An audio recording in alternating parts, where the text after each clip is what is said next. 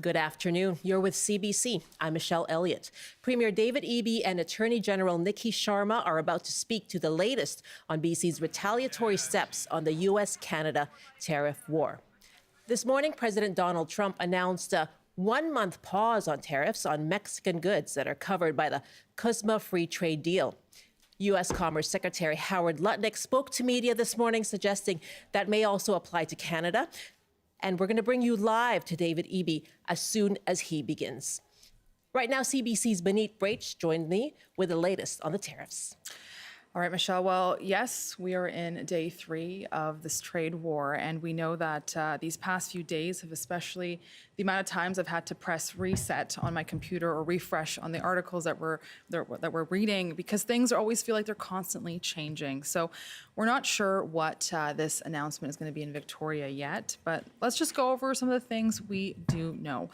Just the morning, there's been some reprieve for Mexico. Donald Trump, of course, said he's temporarily delaying those tariffs on many goods for Mexico for another month. So that is for anything that falls under an existing agreement, which is called the United States-Mexico-Canada Agreement. So that's what we have so far, but I do believe that David Eby is coming up soon.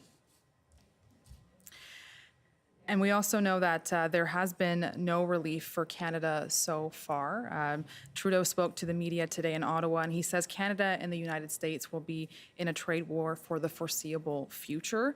That, again, is when Trump is expected to impose. He's hoping that the negotiations are still going on and that to have all these tariffs dropped until April 2nd. And that, again, is when Trump is expected to impose another layer of retaliatory tariffs on all countries that he claims are ripping off the U.S. Trudeau also discussed on the phone, he had this phone call with Trump yesterday, and he described it as something that was colorful with moments of tension. He says Canada will not back down from any reciprocal tariffs until all U.S. tariffs are removed from Canadian products. So take a listen again here to what Trudeau had to say. Yesterday, I spoke with President Trump, and I reiterated the facts. Our border is secure, and less than 1% of the illegal fentanyl entering the United States comes from Canada.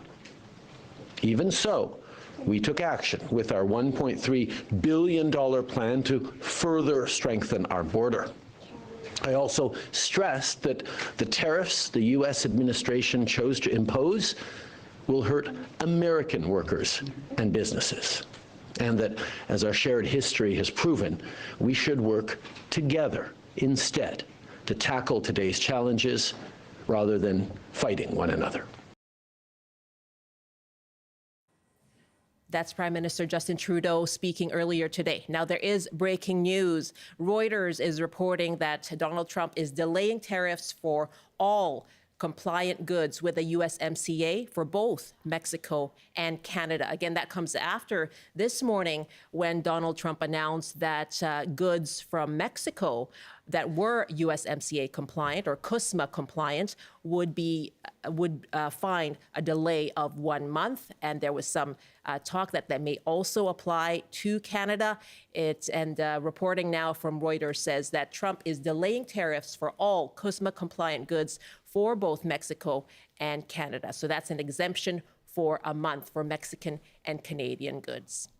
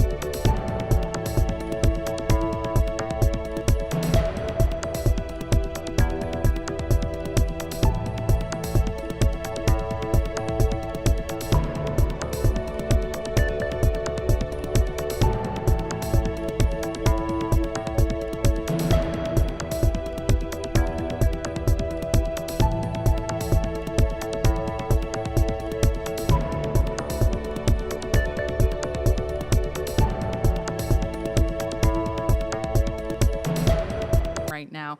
And again, the goal is to reduce how dependent BC is on the U.S. And here's what else Eby had to say about that. We do import electricity from the United States at times of low cost when it's beneficial for British Columbians. What happened if that got cut off? And so we're also preparing to make sure that we're able to support British Columbians through that, keep the lights on. This is contingency planning that happened in case of emergencies, natural disasters, and so on. And unfortunately now it's contingency planning around a man-made disaster made by the President of the United States. So we had also heard from opposition leader John Russet about this, and he had agreed that BC has to do everything it can to end the vulnerability that BC has because of how much it relies on the United States. He said about that the province is importing about 20 to 30% of its electricity from the U.S. And overall, we've also been hearing this other message from Eby yesterday about don't take our kindness for weakness in Canada and in Canadians. And he said it's a time to make sure that Canadians keep their elbows up. And it would be a grave mistake to see that politeness again mistaken for weakness. And it's kind of like this new hashtag that's been circulating around, elbows up, showing to people to have in arms, to be together, but also a warning that Canadians might be polite, but they're not going to be pushovers. Interesting to see how celebrities, I mean, I'm thinking of Mike Myers on Saturday Night Live. He made a special appearance over the weekend, and during the closing scene, when they closed the show, he was wearing a T-shirt that said "Canada is not for sale," and he was doing kind of elbows up. And I saw some discussion around that afterward.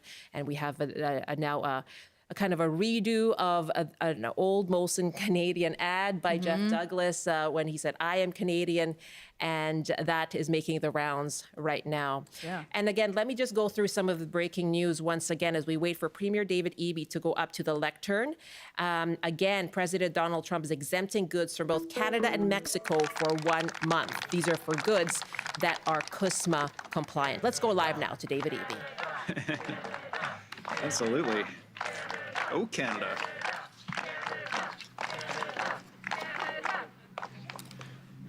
Awesome.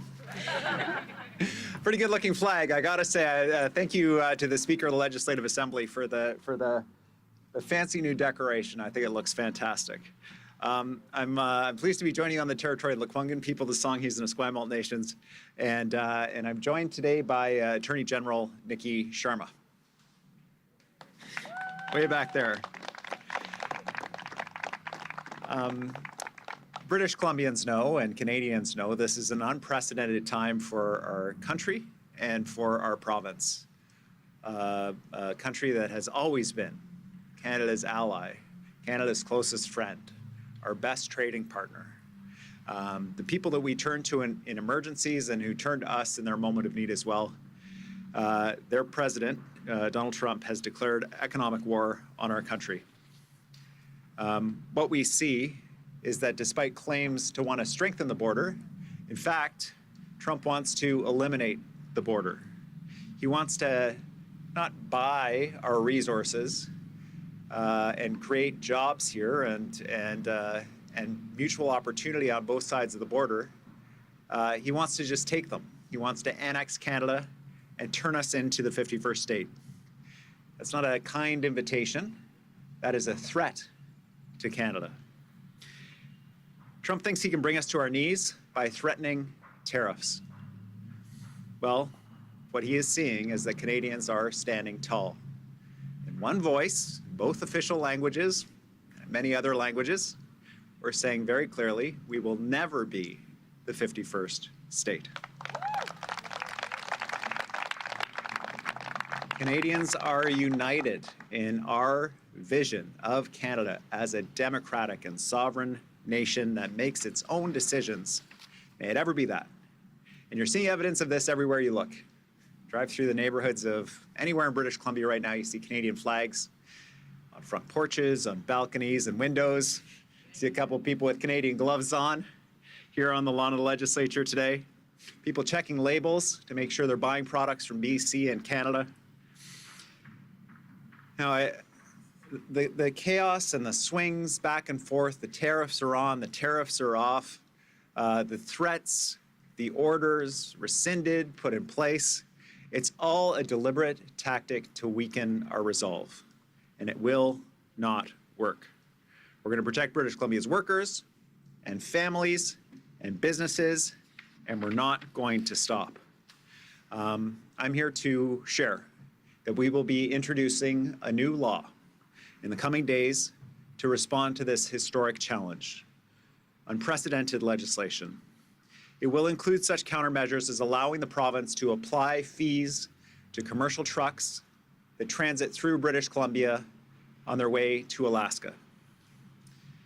If passed, it will provide legislative authority to remove internal trading barriers that stop us from trading with our partners and friends from coast to coast to coast. Among other authorities, the legislation will give government flexibility to respond rapidly to executive orders from the President as they arise.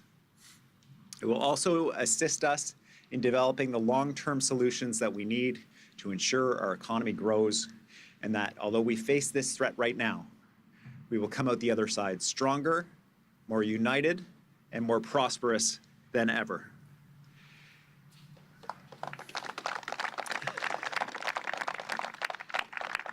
To respond to this unprecedented threat, we need every possible tool available to us, and I look forward to sharing much more detail about this new law when the legislation is introduced in the coming days. We are fighting back hard in this trade war. We didn't ask for it, but we're sure not going to shrink from it. Our initial response included removal of liquor products from Republican states, Texas vodka, Tennessee whiskey, Kentucky bourbon from BC liquor store shelves. We're not buying it anymore. We directed BC Liquor Distribution to stop purchasing these products. The provincial government and Crown corporations have been directed to buy Canadian first, to buy BC goods and services and goods from across Canada as part of our Team Canada approach. Absolutely right thumbs up. Nice thing about doing the event on the legislature lawn is everyone gets to participate. Ottawa has announced 25% tariffs on billions of dollars of goods imported from the United States, and other provinces and territories, including British Columbia, are acting together to reduce trade barriers between our jurisdictions. Just yesterday, ministers announced an agreement to ensure that liquor products from BC wineries, distilleries, and breweries can ship freely to consumers across Canada. Ours are the best products in Canada, and they've got access to a whole new market. This is something we fought for a long time. It's great news. Now we're pressing ahead to ensure that labor credentials are recognized as well across the country, so that the teachers and the doctors and the nurses have their skills recognized equally in all provinces in the country. It'll open up more opportunities for workers as well as employers that are looking for workers to fill critical vacancies. And we're going to make it easier for us to buy goods from other provinces and vice versa by recognizing the standards and regulations of other provinces for consumer goods. Now, while we're doing this, we're still reaching out to Americans. We're speaking directly to Americans through American media and through international media about the cost of this for American families. Their homes will be more expensive with a 50% tariff on BC lumber. Their electricity will be more expensive with a 10% tariff on Canadian electricity. Filling up the gas tank will be more expensive with a 10% tariff on Canadian petroleum products. Their pasta will be more expensive with the tariff on Canadian wheat. Their farmers will be struggling with higher bills for the potash that they need to grow food for Americans with a 25% tariff on potash. This is foolish. It hurts Americans, it hurts Canadians, and it needs to stop. We continue to strengthen BC's economy by speeding up major projects, 18 projects, including clean electricity projects, major mines across the province representing 8,000 jobs and billions of dollars in direct investment in the province.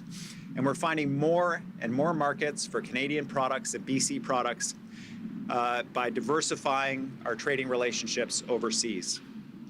We can never, ever again be in the position of being at the whim of one single person in the White House, who it turns out is an unpredictable and untrustworthy partner who is not keeping his word. I created a Trade and Economic Security Task Force with business and labor and Indigenous leaders to grapple with this issue. Together, we are working on solutions to ensure our economy grows and is prosperous. A task force on agriculture and food to ensure that if the U.S. weaponizes food, that we have the food security we need to feed British Columbians and grow our economy and grow our exports. BC Softwood Advisory That's Premier Council, David Eby one of the most speaking right vulnerable now on the sectors to front this lawn in front of the BC and legislature in bizarre trade Victoria. war, And he's talking about the next steps in BC's response to the tariffs of 25% from the United States. Again, breaking news, though, that there is going to be, Reuters is reporting there will be a month-long delay in those tariffs for CUSMA. That's a free trade deal between U.S., Mexico, and Canada. The goods that are compliant with that free trade deal, that delay, that reprieve will now apply to Mexico and Canada. So it's a 1-month reprieve and exemption. Reuters reporting that. But from Premier David Eby right now, he's saying that Donald Trump thinks he can bring us to our knees by threatening tariffs, but Canada is standing tall. He's announced a new law. He calls it unprecedented. And this countermeasure would allow the province to apply fees to commercial trucks that transit through BC to Alaska. It will remove internal trading barriers between provinces. That's something that most provinces have talked about. Let's go live now back to David Eby taking questions. The president has signed another executive order exempting Canada from tariffs until April. First of all, did you know that? What do you make of that? Is that just more unpredictability and chaos from the president? But yeah. What's your reaction? Thanks, Keith. I did see the media report indicating that yet again, the president is sowing uncertainty and chaos, attempting to undermine our economy by implementing tariffs and then quickly pulling them off. He has realized what we told him from the beginning, which is that these tariffs hurt Americans. They hurt American companies. They hurt American workers. They hurt American families. And what's also hurting is the uncertainty that the continued threat and removal of tariffs has on our country here in Canada. My message for the Prime Minister, for my colleagues across the country, and it's one I'm sure they want to deliver to me too, is stand strong. We are not going to accept these continual threats, this continued uncertainty. We're going to stand up for Canadians. This is unacceptable. And we're going to ensure that the Americans understand how pissed off we are, how unified we are, how committed we are to working as a country to stand up for each other and our own independence on our own 2 feet. And I say we don't let up until the president takes the threat off the table.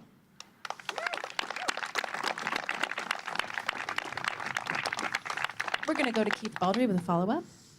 In the question period today, the opposition focused on the rising debt levels. By the end of the fiscal plan, the debt will be over $200 billion, $7 billion plus a year in interest costs, which if it was a standalone ministry, would be the 3rd biggest ministry in the government. Is our debt levels as set in the fiscal plan sustainable?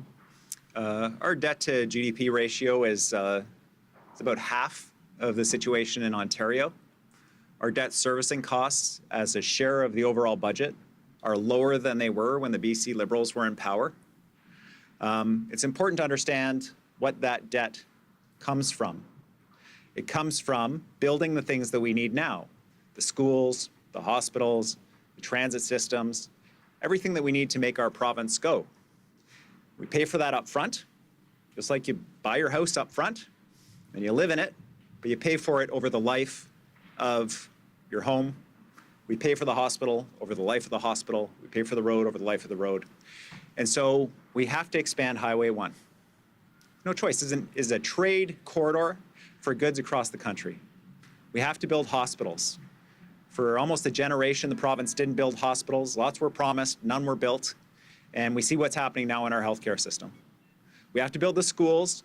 We added hundreds of thousands of people to the province of British Columbia. Those kids need schools to go to learn so that our province is stronger. These are not optional things. We're doing it in a responsible way. We're making sure we're building this for a future generation. We're keeping track of our debt to GDP ratio. The finance minister is committed to ensuring we're reducing spending on administration. But building these things is not optional. British Columbians need them. And particularly right now, this kind of infrastructure provides jobs and support for people whose jobs might otherwise be hurt by the uncertainty caused by this tariff threat. Another question from the ground. We have Rob Buffum from CTV. Well, hi, Premier. I have a question on behalf of a colleague who wants to know about, BC's response to these tariffs, which sound like at the moment they've been put on pause to April 2nd. But their question is things like the interprovincial trade barriers that are going to get impacted or removed, and the thing you announced today about trucking fees. Are those going to be permanent, or are those temporary measures? This legislation will enable us to respond. It will enable us to be able to put that additional cost on trucks going from Washington State to Alaska. It will enable us to respond to remove internal trade barriers and not wait for other provinces to recognize us to move independently. And so this enabling legislation gives us a set of tools that we can deploy very quickly to respond to a rapidly escalating and changing situation. And it's a vital piece of legislation for us to be able to do that. And a follow-up from Rob. Yeah, I'm just wondering, as we've talked about in the last hour or so, there's been a change of plans, and that's probably the third or fourth time that's happened. How permanent or how deep will the cut to our relationship with the states be going through this? It's been 5.5 weeks. We've got 4 years of this ahead. How badly fractured is our relationship, not with the American people, but just with another state being damaged here, and how permanent is that damage? Yeah, I think there are two relationships to talk about here. One is our relationship with the American people. We got friends and family and relationships that have gone back for generations across the border. We love our American family members. We love our American friends. That relationship will endure and will always be strong. It's people-to-people relationships that come from living in harmony for about 200 years. The other relationship is the one where we trust that the people in the White House and in the Congress will make decisions that reflect the nature of the reality on the ground. And that trust is gone. We will never again put ourselves in the position of being so dependent on the United States. This is something that's been flagged for politicians for generations, and I don't blame them. It's hard to imagine that we would come to this place where our closest friend and ally turned around and stabs us in the back. But it's happened, and we can't ignore that. We need to structurally change the way we do business within the country, so we're buying from each other, supporting each other, and that we're buying and selling to other countries other than the United States. We just can't be in the same position again. The relationship has been changed forever. Katie DeRosa, CBC. Minister Anand had announced also a cross-border agreement on alcohol sales. And so since BC has also agreed to that, how will the BC government remove markups on Canadian alcohol outside of the province? And if so, when will that happen? Yeah, we're working with our colleagues across the country to ensure that BC products have access to other provinces and vice versa. This is something we've been advocating for a long time. We reached an agreement with Alberta to be able to do that. We work with each other's tax systems to be able to enable it. It works very well. Albertans are enjoying delicious BC wine, and British Columbians are enjoying selling it to them. We look forward to selling our wine to Ontarians and Quebecers and Nova Scotians and Newfoundlanders and the proud people of PEI right across the country. There's lots for them to enjoy here. And Katie? Why only remove booze from red states when the biggest competitor for BC wineries is, wine from Democratic states? And further to that, if there's a pause on this trade war, will that booze retaliation also be paused? We'll work with Team Canada on a unified approach, but my inclination is no, the products stay off the shelf. They're not going back on the shelf until the threat is gone. And our actions and our responses will not stop until the threat is gone. And even after the threat is gone, we will redouble our efforts to diversify our markets so we're never in this position again. We focus on Republican states and their products because we know who's doing this to us. We know who's enabling the president to attack us. And it is the Republican politicians who are standing by silently as companies in their jurisdictions, the people that they swore to represent, are hurt by these tariffs, as the people who live in the communities that they swore to represent face more expensive homes and gas and electricity and products on the shelf, including food, after campaigning that they were going to lower costs. So we're sending a message to those allies of the president. We see you. We know you're the ones who are doing this to us. stand up for your constituents, deliver a message to the president. These tariffs hurt everybody. And if they do that, he will stop the tariffs. And then we can all move on to a better place of being able to try to reestablish some sense of normalcy in our relationship at the political level. Next, we have a question from Premier Rob David Shaw, Eby checking. taking questions now from reporters, but the big news that he's announced is a new law that he calls it unprecedented. It would allow the province to apply fees to commercial trucks that transit through British Columbia up to Alaska. He also announced laws that would remove internal trading barriers between provinces and something to give flexibility to the province to respond rapidly to executive orders issued by the U.S. president. And this comes, of course, as just moments ago, we learned that President Trump has delayed yet again for 1 month tariffs for all CUSMA compliant goods, and now this would be for Canada and Mexico. This morning we heard that this would be a reprieve for Mexico for a month, and now we have learned that that delay will also apply to goods coming from Canada, and these would be goods that are CUSMA compliant. We will take your calls on this, asking you for your thoughts on that delay, on BC's legislation aimed at retaliating against the U.S. tariffs. You can give us a call, 1-800-825-5950, 604-669-3733. We'll also hear from CBC reporter Katie DeRosa, who is covering this live event with David Eby. We do have to take you on CBC TV to an ad an ad break that will last about 2 minutes, but we will be back with more on this in 2 minutes. You can also switch to watching us online on YouTube, CBC BC, or our FAST channel. Let's go back now live to David Eby. The restriction was put in with good intentions of ensuring that British Columbians are in control of our own fisheries. It has the impact of restricting investment in the fisheries sector because there are investors in other provinces that want to invest in BC fisheries, and so it impacts the fisheries sector. Many of these things are very nuanced and detailed line items that key industries are well aware of and frustrated by, but are invisible to consumers, except that they do drive up costs for consumers. This will reduce costs for consumers. One other example I'd like to give is TELUS, who's headquartered here in British Columbia, is not able to access internet infrastructure in Ontario and Quebec, and yet Ontario and Quebec firms are able to access internet infrastructure to resell it here in British Columbia. Having a uniform set of standards for internet service providers across the country to access that broadband will reduce costs for consumers and provide a level playing field. Back to Rob Shaw for a follow-up. Just a double parter here to follow that up. We have marketing boards on eggs, dairy, chicken, meat that prioritize BC products on shelves over other provinces. Is your intention to do something about that to level a playing field on the store shelves? And then also, Doug Ford today announcing a 25% tariff on electricity to the Americans from Ontario. Are you considering, what's your response to that, and are you considering that here? Thanks.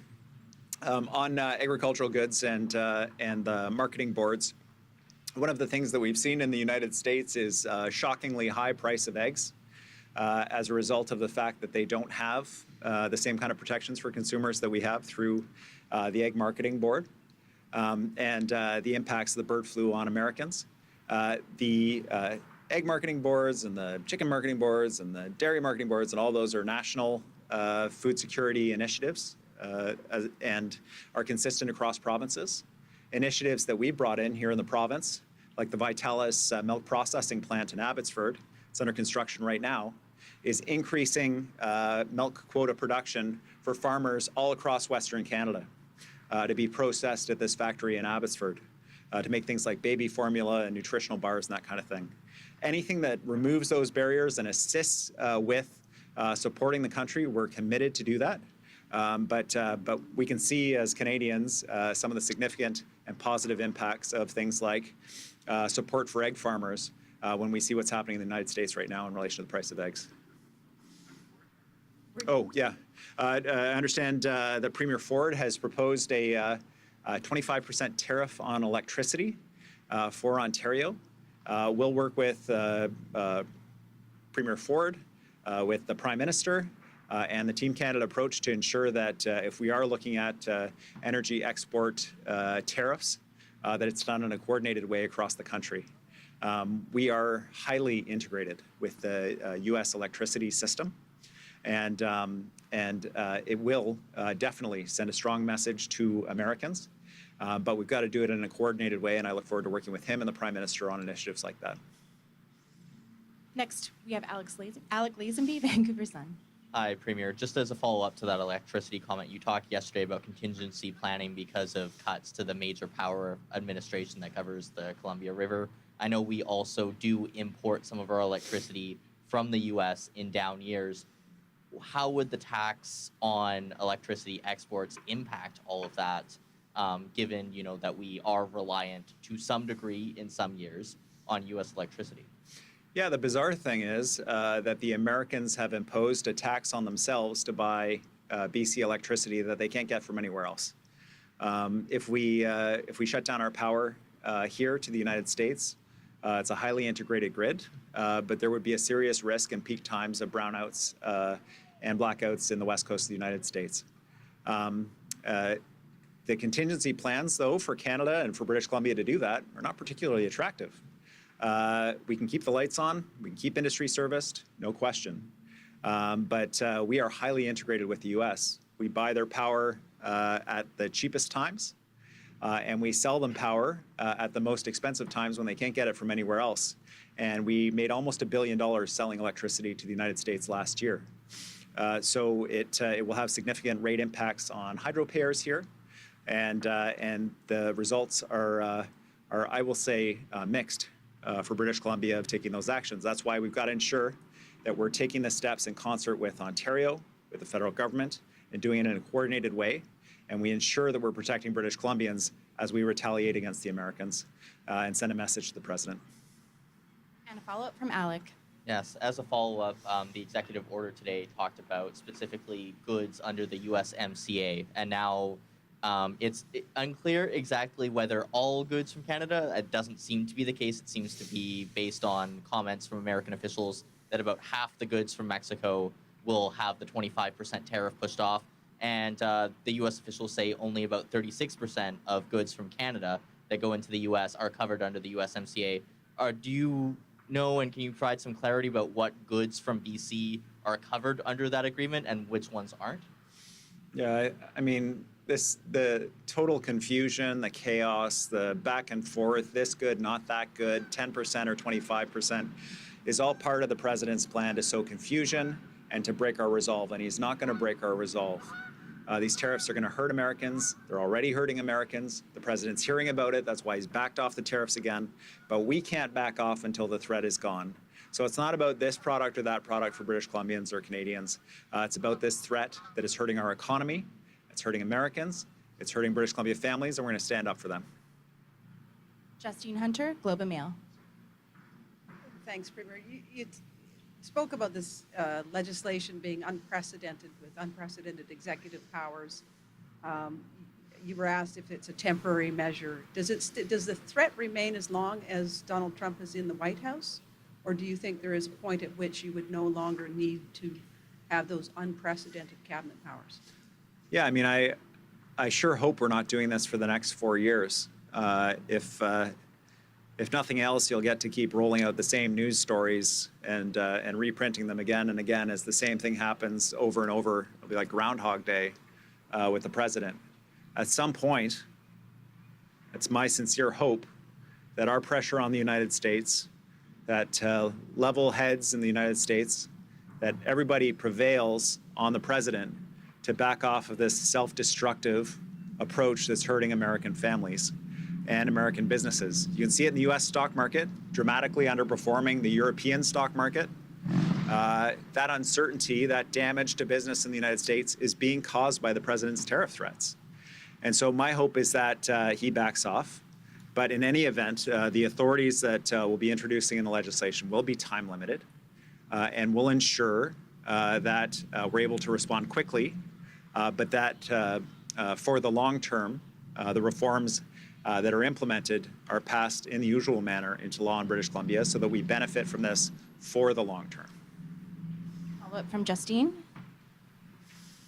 On interprovincial trade barriers, ministers have been meeting for decades about how to get rid of them. But are those measures that you're bringing in this spring, do you regard them as temporary or are they permanent? Do we go back to a world where provinces are installing barriers to protect their own industries?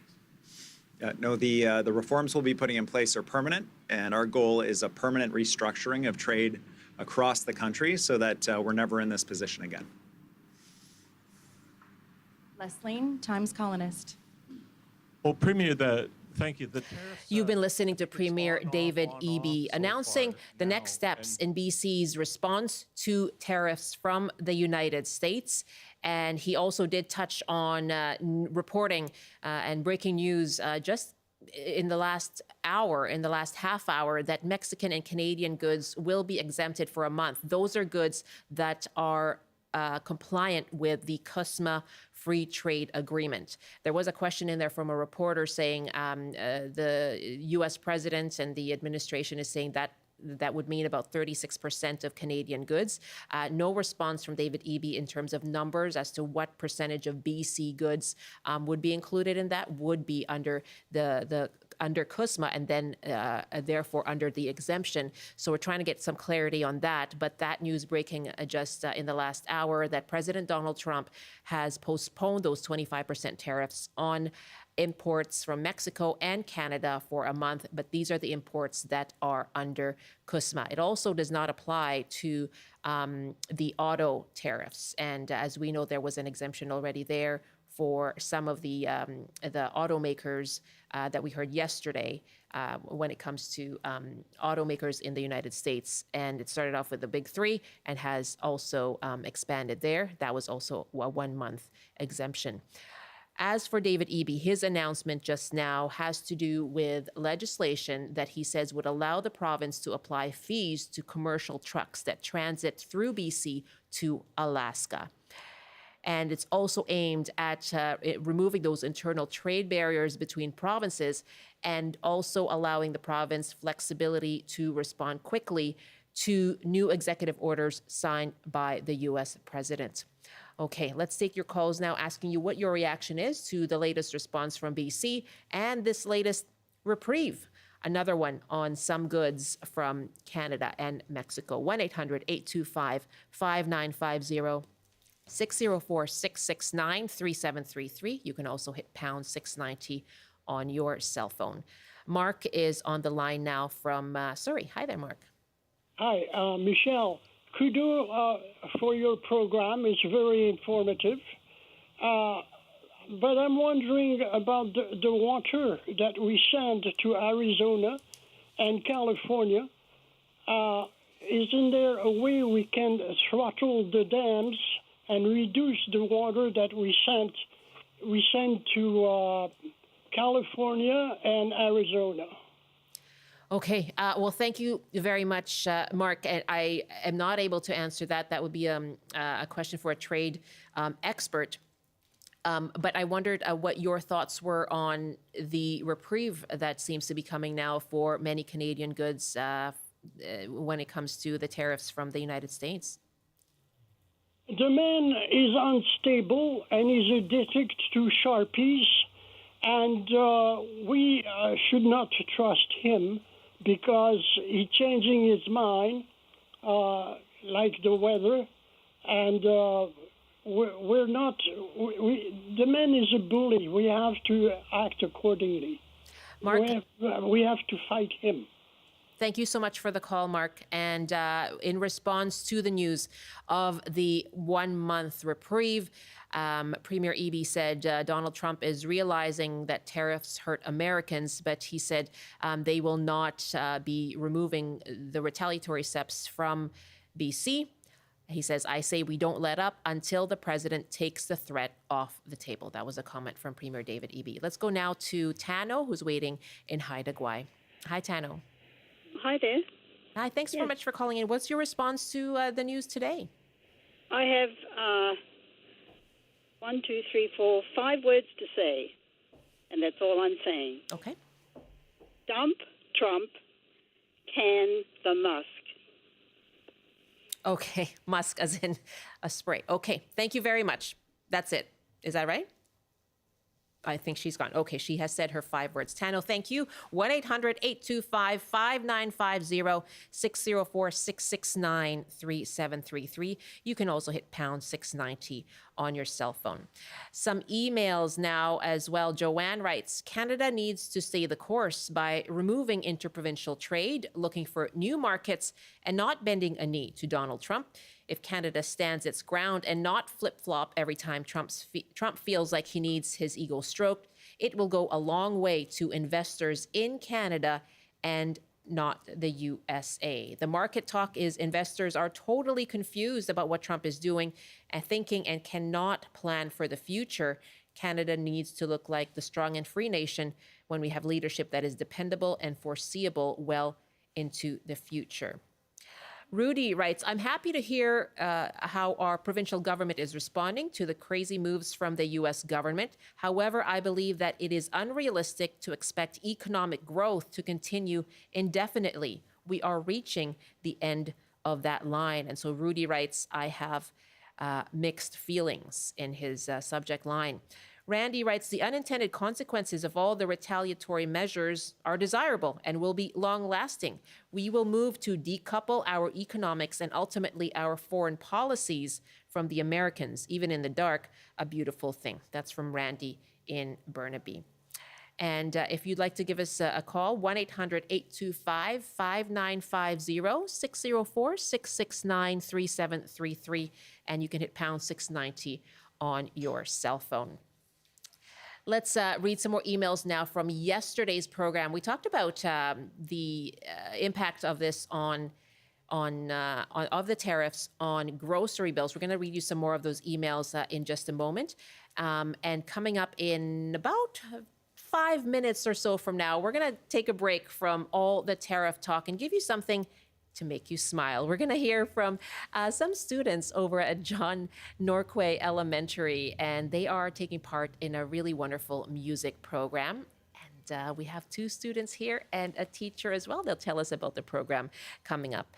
Right now, let's pause for a CBC ad break for television, but you can still join us as well on radio and online. And let's read some of those emails for you now. We talked about food prices yesterday on the show. AD writes from Summerland, I'm very concerned about the cost and availability of food because of the American tariffs. I grow food during the summer. However, my water bill skyrockets from about $58 per month to $90 per month during the summer here in the Okanagan. We are told to conserve water, and I believe water prices do go up to encourage us to do that, but this is terribly unfair for those of us counting on our gardens to get by. Lenora writes, I go direct to the farm. I've had a CSA for several years. This year, I'm going on a tour, checking out some of the local farms. Some CSAs have affordable options, as do some local organizations like Sharing the Farm in Richmond. Many of the farmers are on leased lands with a lease going from year to year, so it's important to support them and our food supply. I get fish from Skipper Otto, and there are several other ways to get our fish from the fishers in our community. Oh, and some of the farmers here also sell local meat, bread, and have an array of Okanagan apples and such. One in Ladner sells frozen blueberries, also direct sell farmers of chicken in Richmond. The list goes on. I avoid the grocery store. It's also fun and social for me. I'm a senior on a fixed, modest income, but I do find this is hugely important. However, the scenario is quite different for those with a family. Lenora, thank you so much. bctoday@cbc.ca is our email address. And we'll be back with you coming up in just a moment to talk more about the tariffs, but also hear about a really lovely music program in Vancouver.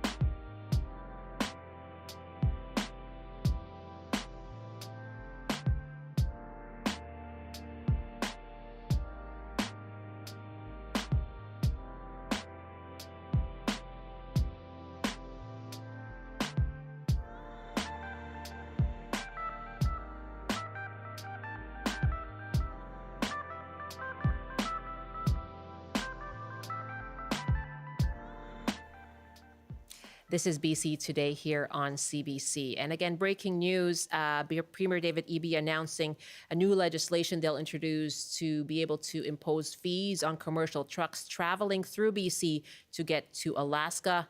Also ways to respond rapidly to executive orders from President Donald Trump. But yet more news today, President Donald Trump saying there will be a 1-month delay in those 25% tariffs on some Canadian goods as well as Mexican. And these would be goods that are applied or under the CUSMA trade agreement. And we'll continue to follow that story for you, of course, throughout the day here on CBC. Something else that has been percolating is this sense of Canadian patriotism, as Benit Brach and I talked about earlier. So remember this patriotic Molson Canadian ad that aired about 25 years ago? Hey, I know it's in our nature to cut a guy some slack, give him the benefit of the doubt, like maybe he was confused or just joking or just maybe really needed a double-double. But this isn't that guy. These aren't those people, and those are not the Rockies. They make a lot of mistakes. They mistake our modesty for meekness, our kindness for consent, our nation for another star on their flag, and our love of a hot, cheesy poutine with their love of a hot, cheesy Putin. They think they can bully us, threaten us, and push us around, but they do not know us. That artificially drawn line they keep talking about, not artificial, and it's not on a map. It's right here. This is the land that Terry ran, the land that Gord sang about. This is the birthplace of peanut butter and ketchup chips and yoga pants. It is the land of universal health care and the bench clearing for all, of innovation and optimism and getting her done. This is the land of the peacekeeper and the Shawinigan handshake. Are we perfect? No, but we are not the 51st anything. We are the first to unite in a crisis, the first to build bridges, not walls, and the first to stand on guard for thee. My name is Jeff, and we are Canadian. Thank you.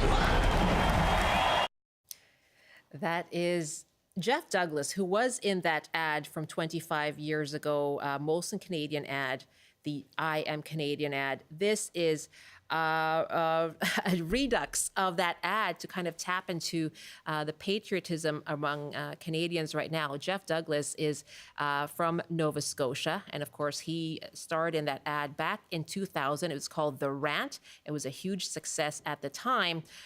He has now redone that ad. It's had more than 43,000 views on his YouTube page. And he is also now, in fact, a host on CBC Radio in Nova Scotia. And the program is Main Street. But he says that this ad was produced, this video rather, it's not an ad, but it was produced by an anonymous collective of Canadian creatives and advertising professionals, all of whom donated their time and resources to get her done. All right, so that ad is, or that video is on his YouTube page as well. I'm sure it's getting a lot of coverage too. All right, well, since we're getting nostalgic and perhaps trying to bring you a bit of a smile, we're going to talk now about a really great music program. And this is all gearing up for the Juno Awards. As we know, the Junos are coming to Vancouver, right here in BC, and that will be at the end of the month. Now, the nonprofit behind the Junos, called Tariffs, which is the Canadian Academy of Recording Arts and Science, does more than celebrate and recognize Canada's artists. It is a national charity. It also has a national charity called MusiCounts that works to ensure that kids have access to the benefits of music education. One of the schools that has benefited is John Norquay Elementary in Vancouver. And I am so pleased to welcome today 3 members of the school. Ruby Ba is a music and early Mandarin teacher at John Norquay Elementary. April Wong is a grade 7 student in the music program. And Timo Schultz is a grade 2 student in the early Mandarin bilingual program. Hello to all of you. Hi, Michelle. Hi. Welcome. Thank you very much for being here. Thank you for having us. Timo, you're so ready with your triangle. Can you do a little? Very nice. You're doing very well. Ruby, tell me about this program. Yeah, so our music program, we're very lucky to have MusiCounts actually help fund our music program with the instruments. And also, as a music teacher at Norquay, I'm very lucky I get to teach every student in the school. So we have a big population. We have over 600 students in our school. Wow. So I get to see the students at least once a week. And in music class, we get to play different kinds of instruments. Amazing. Why is it important to get funding like this? So in music, we recognize that, yes, there's singing, there are different types of music. But also, I think having the instruments particularly really helps the students to really express themselves artistically, right? So some students might be a bit shy from like with singing, but having the instruments that they can actually play with their hands, their eyes reading the notes, that makes a big difference when they can actually explore all different types of music instruments. Yeah. Timo, how do you feel when you're playing the triangle? Good. You feel good? Nice big smile there. Yeah. And what about you, April? Tell me about, you actually have other musical background as well, is that right? Yeah, tell me what you play. I play the piano, nice. And currently I'm on level 8 in RCM. Wow. And I hope to become level 10 later on. And I think that being able to play the piano really helps me in music class so I can read the notes and follow along. And it just makes everything a lot easier. Now, for school, you're playing another instrument. Yeah. Yeah, tell us about that. Right now we're working on Orff instruments such as the xylophone, metallophone, and glockenspiel. Wow. And you have here one of those here with you now. Yeah, this is the metallophone. The metallophone. Now, tell me about this instrument and what it's like learning about it. It's a really good instrument to just sort of start off with and try to know what notes there are. And right now we're working on pop rendition songs. Ooh, what pop songs? My class are working on Try Everything from Zootopia. Shakira. Yeah. I love that song. Do you want to try something? Sure. Yeah, play anything.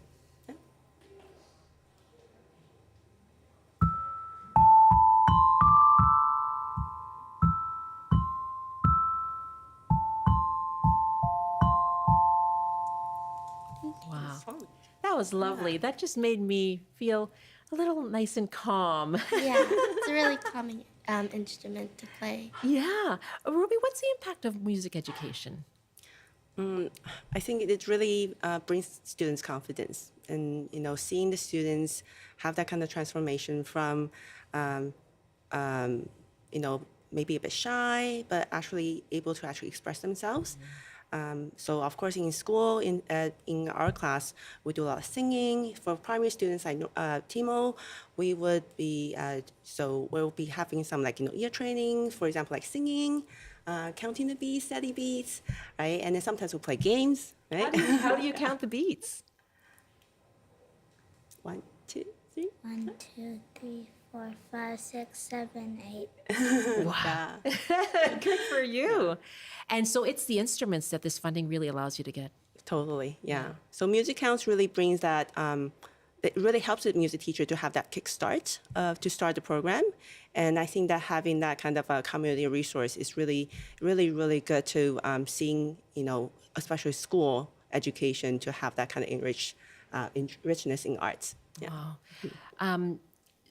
Do you think that you'll take this further? Do you see yourself becoming a musician professionally, April? Maybe. I think so. Maybe I'll be, try to get my level 10 in piano, maybe teach. Oh, that would be so great. Yeah. That would be Yeah. And what about you, Timo? What do you want to be when you grow up? I don't know. No, yeah? You're still young. You've got a lot of time. For now, you can just be cute. And so where does this program go now then, April?